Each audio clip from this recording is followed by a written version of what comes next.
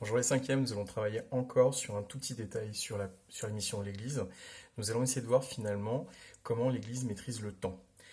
On en a parlé un petit peu dans la partie précédente, l'Église est véritablement celle qui permet de gérer le temps au niveau du Moyen Âge. Tout ça à partir de différents instruments qui peuvent être tout simples, comme les cloches qu'on va trouver dans certaines églises, qui servent à annoncer les catastrophes, qui servent à annoncer les attaques, qui servent à annoncer les épidémies, les incendies, mais qui servent aussi à marquer finalement les heures de messe, les temps de messe. Donc elles ont véritablement une incidence. D'autres instruments peuvent être utilisés, on en a parlé, la clepsydre, les cadrans solaires. Petit à petit, l'Église va se doter d'un certain nombre d'instruments qui lui permettra de mesurer le plus précisément possible le temps. En maîtrisant le temps, elle maîtrise la vie quotidienne de chacun finalement des habitants du Moyen Âge. Elle permet de leur savoir quand ils doivent travailler, quand ils doivent s'arrêter, quand ils doivent finalement mettre en place un certain nombre d'activités, notamment tout ce qui est tourné vis-à-vis de la religion. Ce qui est important pour l'Église, c'est finalement de contrôler les différentes activités, aussi bien pour les moines que pour les extérieurs, notamment les frères laits, qui sont généralement des paysans qui viennent travailler avec les moines dans les abbayes. Donc il est important que les moines sachent précisément, eux, quand ils doivent aller prier.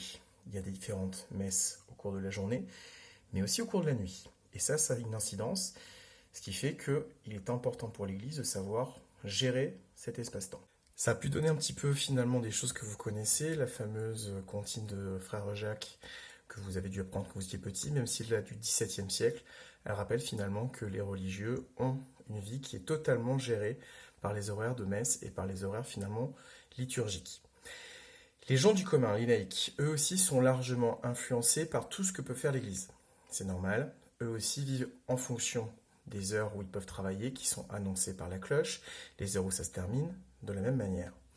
Le dimanche, ils sont obligés d'aller prier, et ils savent à quelle heure ils doivent y aller grâce à l'Église, mais même s'ils veulent y aller les autres jours, ils peuvent aussi le faire en fonction des heures liturgiques. Le calendrier. Le calendrier est très vague au Moyen Âge, on n'a pas les jours tels que nous on les connaît, on n'a pas les dates telles que nous on les connaît. La plupart des gens finalement sont encore une fois tributaires de l'Église. C'est-à-dire que c'est l'Église qui garde finalement les dates des naissances, des morts. La plupart des gens, eux, ne savent même pas vraiment quand ils sont nés. On ne sait pas forcément si on est le 23 mars ou le 12 février, puisqu'on se base sur les fêtes religieuses principalement. Elles ont donc un rôle essentiel pour la religion, mais aussi pour les laïcs. Ça permet finalement de savoir quand est-ce qu'on peut faire les choses ou quand tombent finalement les grands moments de la vie de chacun. La grande fête religieuse au Moyen Âge, c'est la fête de Pâques, la fête de la résurrection du Christ. C'est elle qui est essentielle, sa date est amovible, mais à partir de cette date-là, on va pouvoir conditionner plein d'autres fêtes religieuses. Pour un villageois, pour un paysan, c'est important les fêtes religieuses, puisque c'est les moments où il ne travaille pas. C'est le moment où il peut se reposer, c'est le moment où il y a des fêtes qui rappellent étrangement finalement ce que nous on aurait pu voir l'année dernière quand on a parlé des Panathénées. On passe du temps ensemble, on mange ensemble et on partage ensemble.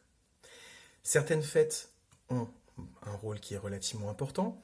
Les plus connus, donc je vous ai dit, c'est Pâques, bien entendu, mais il y aura aussi Carnaval, qui est le moment où on inverse les situations, c'est-à-dire que le riche devient pauvre, le pauvre devient riche. On se déguise finalement en inversant la position de la société. Ça permet finalement de créer un lien et de relâcher un petit peu la soupape pendant un moment. Et ça, c'est quelque chose qui est important au Moyen Âge. De la même manière, vous êtes souvent lié à la fête de Pâques pour les œufs en chocolat.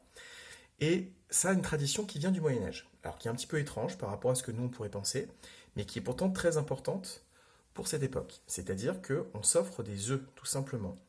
L'œuf, ça reste un mets très prisé au Moyen Âge. C'est peu coûteux, s'il y a peu d'entretien pour les poules. Et à une époque où on a peu de protéines et peu de viande pour manger, pour beaucoup d'hommes et de femmes, c'est le seul moment finalement où on aura des protéines. Donc on les conserve, ces œufs. Sauf qu'on ne peut pas les manger quand on veut. Vous êtes habitués, vous. Il y a des moments où on peut, par exemple le vendredi, on a pratiquement systématiquement du poisson à la cantine. Et bien, à l'époque médiévale, c'est pareil. L'Église décide ce que vous pouvez manger et quand. Il y a des jours gras et des jours maigres. Et on décide ce que vous pouvez consommer dans ces moments-là.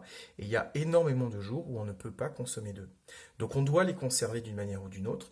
Ça a pu donner certaines traditions que vous appréciez aussi de notre époque, notamment Chandeleur. La Chandeleur, c'était faire beaucoup de crêpes, tout simplement, pour conserver le plus longtemps possible tout ce qu'on avait comme œuf, tout ce qu'on avait comme lait, tout ce qu'on avait comme farine, sous une forme solide et cuite qui pouvait durer plus longtemps.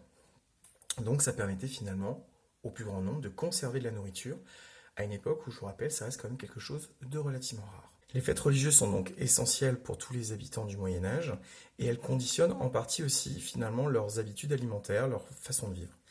La période de carême est relativement importante à ce titre-là, puisque c'est une époque où on est censé peu manger. On a beaucoup finalement d'interdits alimentaires à cette époque-là, on ne fait qu'un seul repas par jour.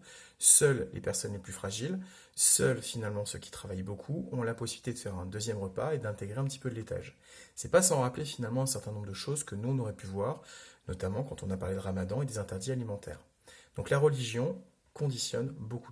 Et finalement, tout ce qui est cuit pendant le carême, ces crêpes, elles servaient surtout à conserver le plus longtemps possible la nourriture, jusqu'au moment où on pouvait recommencer à les manger, où on pouvait, entre guillemets, se bâfrer.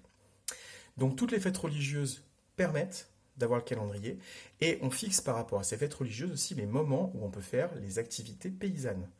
C'est grâce à ça qu'on sait quand est-ce qu'on doit pouvoir planter, quand est-ce qu'on doit ramasser.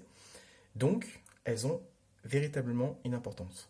Dans les campagnes actuelles, les fêtes finalement de la Saint-Jean conservent un peu une incidence qu'elles avaient à l'époque médiévale. Elles fixent l'année, elles fixent les activités, et tous les instruments de l'Église doivent lui permettre finalement de contrôler ce temps au maximum. Je vous remercie de votre attention, je vous dis à très vite.